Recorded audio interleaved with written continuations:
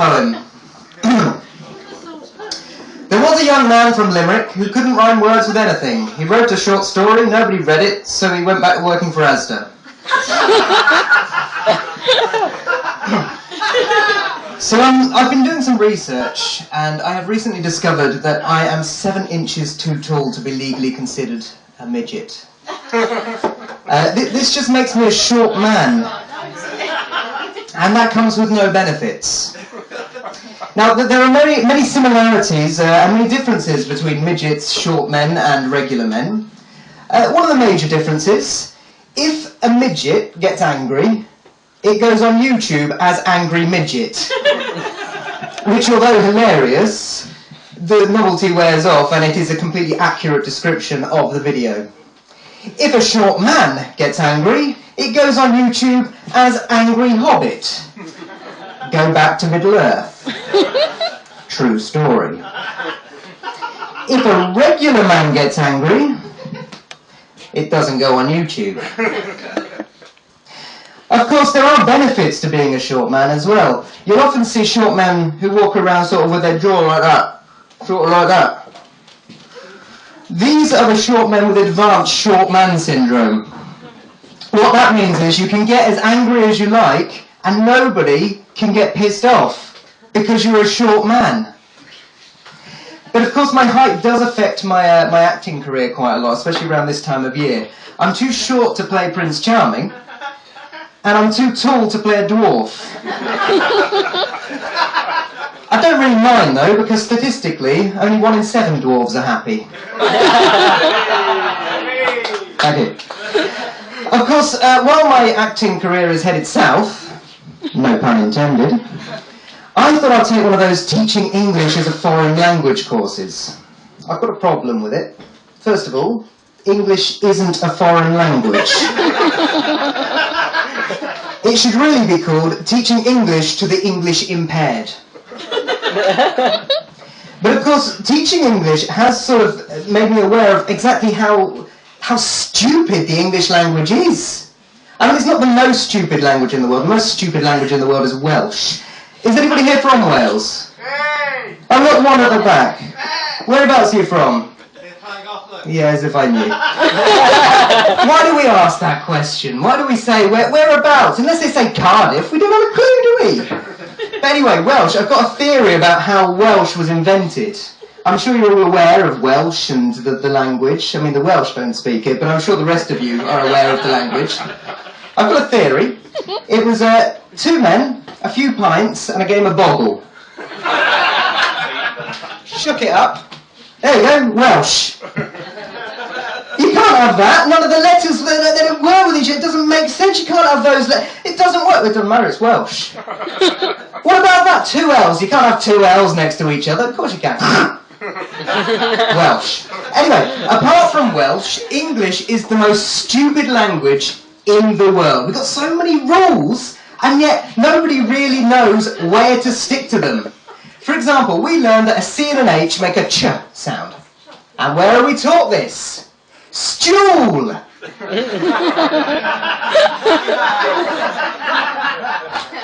I before E, except after C, and except in words like weird and Keith. No wonder we've got so many dyslexic people in England. And why is dyslexia so hard to spell? Isn't that like kicking someone while they're down? You've got dyslexia, so we're going to give you a word so you can't even show people what you've got! That's not fair. Even the word phonetically is not spelled phonetically. I've decided, with you as my witnesses, I'm going to shorten the English alphabet by 5 letters, thus making it easier to learn, teach, and get rid of dyslexia completely. So if you're ready for this, we've seen the magic, but this is better. This is changing the language forever. So, the first rule. P and an H make a th sound. If a P and an H make a th sound, why the f do we need the letter F? Gone. That's gone. Next, the letter C. Now that's a very versatile letter. Don't worry, we're not going to get rid of C. We like C. It's a very versatile letter. It can be used as a sort of little sound, like in pace, but it can also be used as a k, ooh, hello, k sound, like in cat or car. Now, we still need the letter S for the big S sounds, like in pass or grass, but I don't really see the need for the letter K. So, for example, king is now spelled C-I-N-G, K, gone. Next, we have probably the most pathetic letter in any language. This letter is so pathetic, it can't do anything on its own. It's the letter Q. The letter Q can't go into a word on its own. Come on, Q, this way, this way. Okay. Oh, no, I couldn't possibly go into that word without my friend you. Come on, you, let's go into that word. I need you to work. What's the point in a letter that always needs another letter just to work? We might as well get rid of Q and replace it with the letters C, W. W. Now there's a letter. W. We've already got a U. We don't need two. Just get rid of W. Besides, Q's gone now. U's doing a lot of hanging around. We might as well bring it in. Queen is now spelled C-U-U-E-E-N. Done. And finally, probably the most pointless letter in the world, because it's only really used to make words that aren't really cool look cool. The letter X. Now, probably think of the least cool instrument you can think of, and it's probably the xylophone. That could be spelled with a Z, but no! It's the letter X.